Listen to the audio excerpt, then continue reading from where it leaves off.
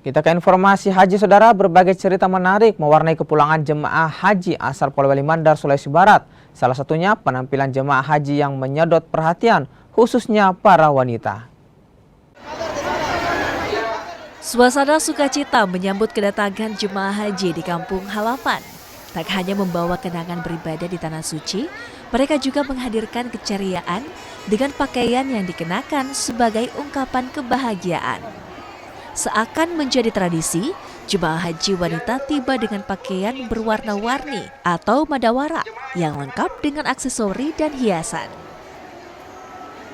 Pakaian yang dikenakan menjadi ciri khas jemaah haji asal Sulawesi Selatan dan Barat.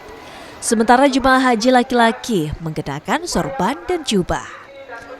Jemaah mungkin ada yang terima, ada yang tidak, sehingga bervariasi. Kita lihat tadi bersama-sama kedatangannya ada yang memakai badawara, berwarna-warni, seperti itulah jemaah. Tapi itu memang sudah pada umumnya. Ya sudah pada umumnya yang seperti itu. Kita kan rencana kemarin ini kita meminimalisir yang seperti itu. Tapi ya seperti itulah jemaah, kami tidak bisa antisipasi semuanya itu sesuai dengan apa yang kita sampaikan di awal.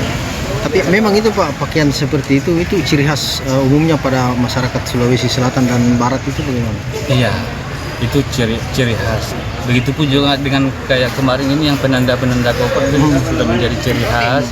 Ya, kami berikan kesempatan kepada jemaah silakan berkreasi.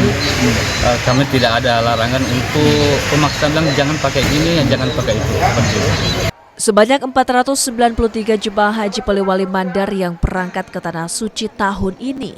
3 orang diantaranya meninggal dunia karena sakit, 2 meninggal di Tanah Suci, dan 1 orang meninggal dalam perjalanan pulang. Edwin Arwan Pitu, Kompas TV, Polewali Mandar, Sulawesi Barat.